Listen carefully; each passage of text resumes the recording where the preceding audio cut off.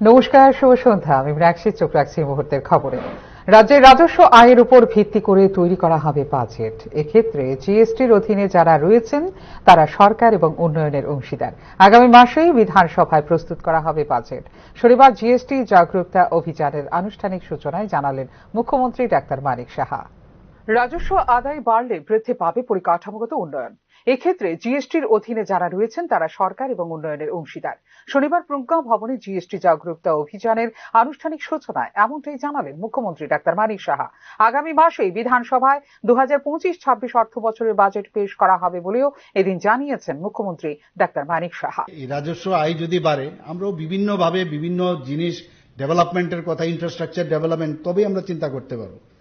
এবারও আমাদের সামনের মাসে আমাদের বিধানসভায় আমাদের বাজেট পেশ হবে।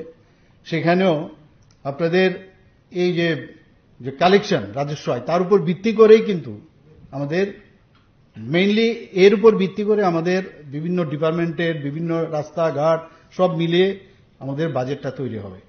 এখানে আমার পূর্ববর্তী বক্তা আমাদের মাননীয় অর্থমন্ত্রী মহোদয় অলরেডি বলেছেন যে আপনাদের সাথে আমাদের সরকারের you are part and parcel of our government. কারণ অর্থ না থাকলে কোনো অবস্থায় কোনো সম্ভব হবে না, কিছুই ডেভেলপমেন্ট করা যাবে না। এখানে আজকে জাগরুকতা অভিযান জিএসটির মাধ্যমে হয়েছে, সেটা আমরা জানি যে এর মাধ্যমে যারা যারা অনেকে জিএসটি দিতে চান না, তাদেরও দরকার এর মধ্যে। 2023-24 অর্থ বছরে 510 কোটি 70 লক্ষ টাকা জিএসটি আদায় করা হয়েছে। দক্ষ প্রশাসন এবং প্রশাসনিক স্বচ্ছতা বজায় থাকার কারণেই তা সম্ভব হয়েছে বলে এদিন জানিয়েছেন মুখ্যমন্ত্রী ডাক্তার মানিক সাহা। 17-18 থেকে এখনের যে জিএসটি সংগ্রহ 2023-24-এ প্রায় 510 কোটি 70 লক্ষ টাকা এখন আমাদের সংগৃহীত হয়েছে। এটা বিরাট বিষয়।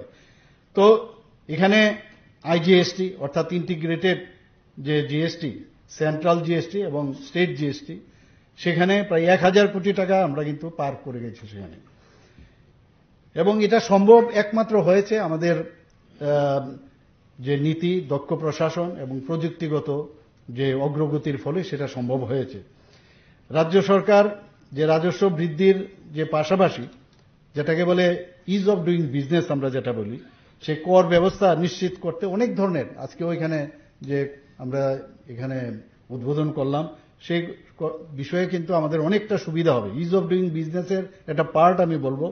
উন্নয়নের অন্যতম প্রধান অংশীদার করদাতাদের কথা মাথায় রেখে 2017 সালে সরল পণ্য ও পরিষেবা কর বা জিএসটি লাগু করে কেন্দ্রীয় সরকার। এই দিশায় রাজ্য সরকারও উন্নত আধুনিক পরিকাঠামো ও পদ্ধতিগত সরলীকরণের দ্বারা শিল্প ও বাণিজ্য তথা করদাতা বান্ধব পরিবেশ তৈরি করতে সচেষ্ট রয়েছে বলে এদিন জানিয়েছেন মুখ্যমন্ত্রী ডাক্তার মানিক সাহা। 2023-24 অর্থ বছরে 374 কোটি 52 লক্ষ টাকা আদায় করেছিল রাজ্য সরকার। 2024-25 অর্থ বছরের জন্য 27,000 কোটি টাকার বাজেট পেশ করেছিল রাজ্য সরকার। এক্ষেত্রে রাজস্ব আয় খাতে রাজ্য সরকারের আদায় হয়েছে 3,700 কোটি টাকা। এর থেকে 27% অর্থ দেওয়া হয় ত্রিপুরা উপজাতি স্বশাসিত জেলা পরিষদকে। আরবান লোকাল বডি বা ইউএলপি কে দেওয়া হয় 10% অর্থরাশি। বেতন ভাতা ইত্যাদি কমিটেড এক্সপেন্ডিচার বাদ দেওয়ার পর রাজ্য সরকারের তহবিলে থাকে 10,000 কোটি টাকা। এদিন ট্যাক্স অর্গানাইজেশন ও রাজ্য অর্থ দপ্তরের ব্যবস্থাপনায় জিএসটি জাগরুকতা অভিযান কার্যক্রমে রাজ্যের বিশিষ্ট করদাতা ও দপ্তরের কর্মকর্তাদের সম্মানিত করার পাশাপাশি ভুয়ো নিবন্ধন বিরোধী অভিযান, নতুন লোগো উন্মোচন ও কর সাথী নামাঙ্কিত হোয়াটসঅ্যাপ চ্যাটবোটের সূচনাও করেন মুখ্যমন্ত্রী doctor Manik Saha. Bureau report, news now. Dharmanagar পুর পরিষদ সহ স্থানীয় জনগণের সহযোগিতায় বর্ষার প্রাক মুহূর্তে জুড়ি নদীর সাফাই কর্মসূচির সূচনা হয় শনিবার। এদিন ধর্মনগর মোটর স্ট্যান্ড সংলগ্ন জুড়ি ব্রিজের কাছে একটি অনুষ্ঠানের মধ্য দিয়ে এই সাফাই কর্মসূচির সূচনা করা হয়। উপস্থিত ছিলেন রাজ্য বিধানসভার অধ্যক্ষ বিশ্ববন্ধু সেন। রাজ্যের 11টা নদীর মধ্যে একমাত্র জুড়ি নদী ছাড়া বাকি সব নদীতে বন্যা দেখা দিয়েছিল গত আগস্ট মাসে, কিন্তু একমাত্র জুড়ি নদীতে কোনো বন্যা দেখা দেয়নি। এক্ষেত্রে ধর্মনগরবাসীর কাছে জুড়ি নদীকে সবসময় আবর্জনা মুক্ত রাখারও অনুরোধ জানান বিধানসভার অধ্যক্ষ Biswabandhu Sen.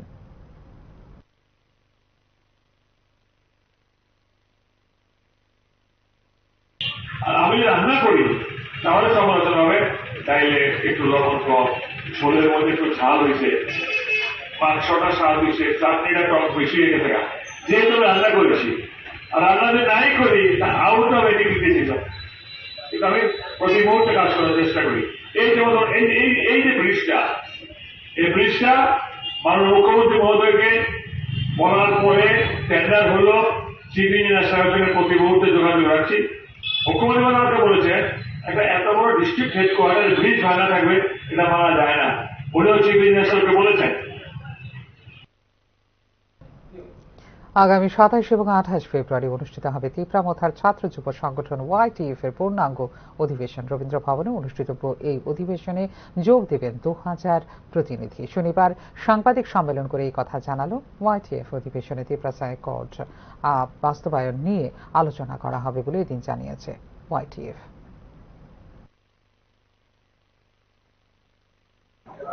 Have some sentiments on Tiprasas, and we love government of India.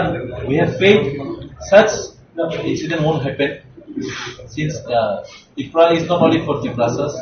We all living here for many years with different communities. That's why we hope that Tiprasa Accord will be on a very good progress. I hope so. In the plenary session, we are discussing on these issues.